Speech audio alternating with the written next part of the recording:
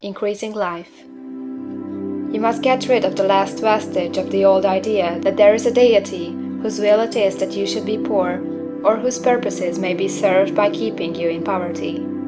The intelligent substance which is all, and in all, and which lives in all, and lives in you, is a consciously living substance. Being a consciously living substance, it must have the nature and inherent desire of every living intelligence for increase of life. Every living thing must continually seek for the enlargement of its life, because life, in the mere act of living, must increase itself. A seed, dropped into the ground, springs into activity, and in the act of living produces 100 more seeds. Life, by living, multiplies itself. It is forever becoming more. It must do so if it continues to be at all. Intelligence is under the same necessity for continuous increase. Every thought we think makes it necessary for us to think another thought. Consciousness is continually expanding. Every fact we learn leads us to the learning of another fact. Knowledge is continually increasing. Every talent we cultivate brings to the mind the desire to cultivate another talent. We are subject to the urge of life, seeking expression, which ever drives us on to know more, to do more, and to be more. In order to know more, do more, and be more, we must have more.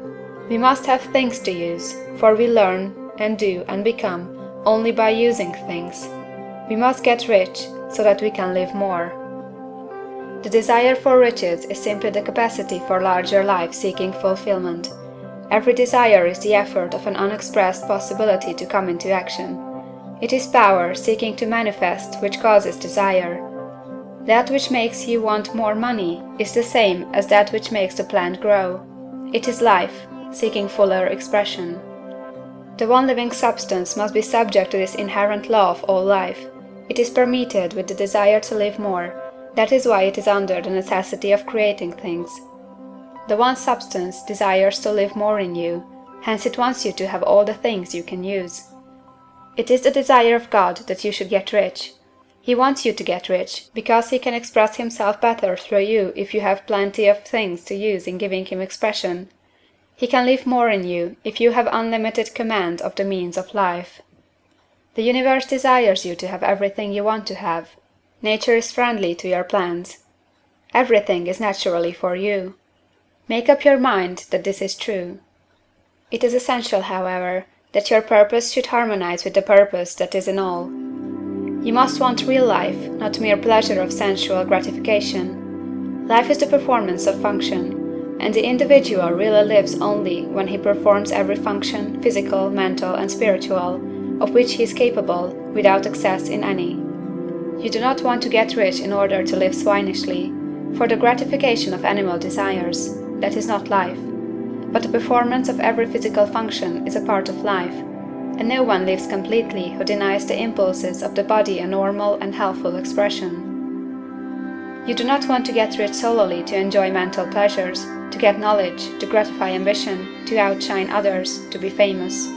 All these are a legitimate part of life, but the man who lives for the pleasures of the intellect alone will only have a partial life, and he will never be satisfied with his lot. You do not want to get rich solely for the good of others, to lose yourself for the salvation of mankind, to experience the joys of philanthropy and sacrifice. The joys of the soul are only a part of life, and they are no better nor nobler than any other part.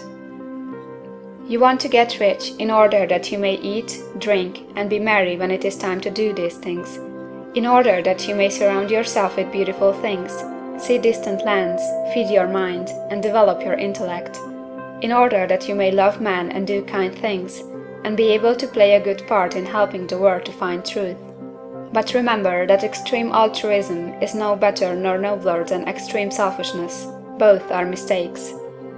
Get rid of the idea that God wants you to sacrifice yourself for others, and that you can secure His favor by doing so. God requires nothing of the kind. What He wants you is that you should make the most of yourself and for others.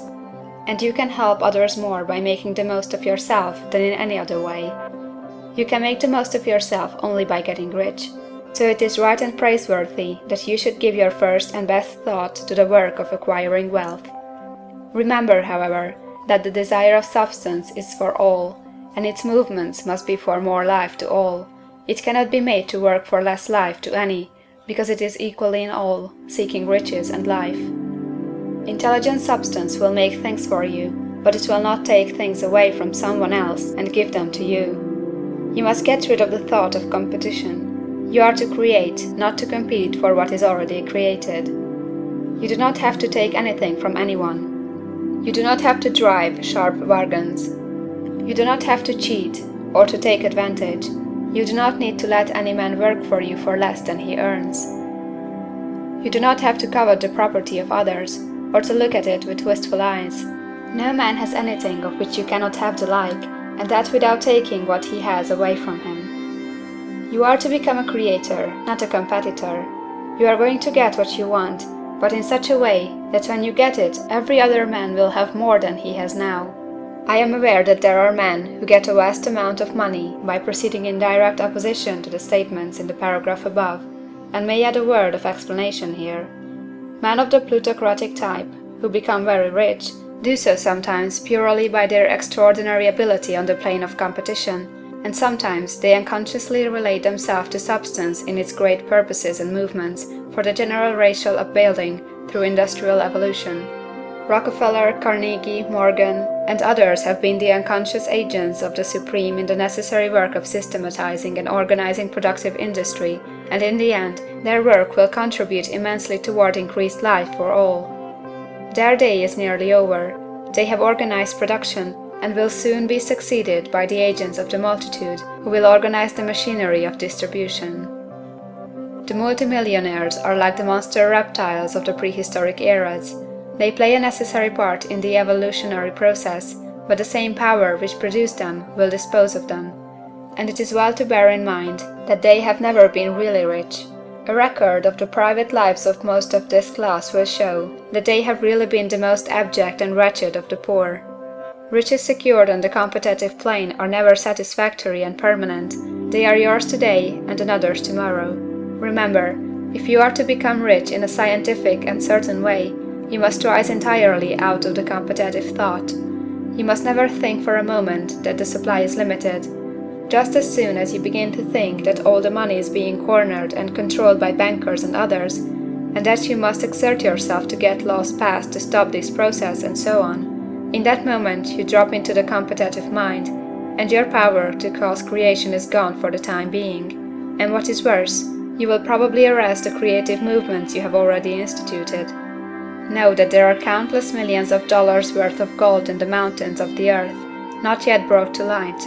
And know that if there were not, more would be created from thinking substance to supply your needs. Know that the money you need will come, even if it is necessary for 1,000 men to be led to the discovery of new gold mines tomorrow. Never look at the visible supply. Look always at the limitless riches in formless substance, and know that they are coming to you as fast as you can receive and use them. Nobody, by cornering the visible supply, can prevent you from getting what is yours. So never allow yourself to think for an instant that all the best building spots will be taken before you get ready to build your house, unless you hurry. Never worry about the trusts and combines, and get anxious for fear they will soon come to own the whole earth. Never get afraid that you will lose what you want because some other person beats you to it. That cannot possibly happen. You are not seeking anything that is possessed by anybody else. You are causing what you want to be created from formless substance, and the supply is without limits. Stick to the formulated statement. There is a thinking stuff from which all things are made, and which, in its original state, permeates, penetrates, and fills the interspaces of the universe. A thought, in this substance, produces the thing that is imaged by the thought. Man can form things in his thought, and, by impressing his thought upon formless substance, can cause the thing he thinks about to be created.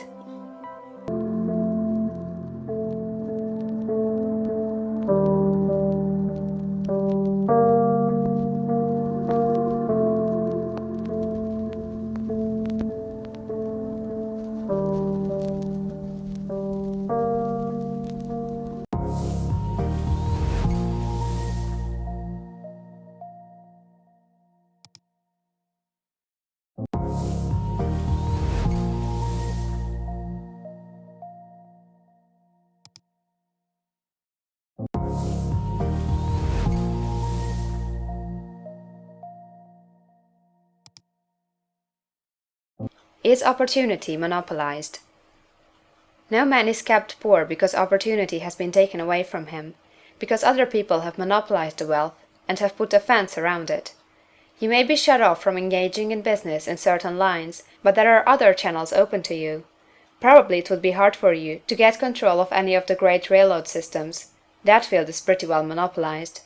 But the electric railway business is still in its infancy, and offers plenty of scope for enterprise, and it will be but a few years until traffic and transportation through the air will become a great industry, and in all its branches will give employment to hundreds of thousands and perhaps to millions of people. Why not turn your attention to the development of aerial transportation, instead of competing with J. Hill and others for a chance in the steam railway world? It is quite true that if you are a workman in the employ of the Steel Trust, you have very little chance of becoming the owner of the plant in which you work.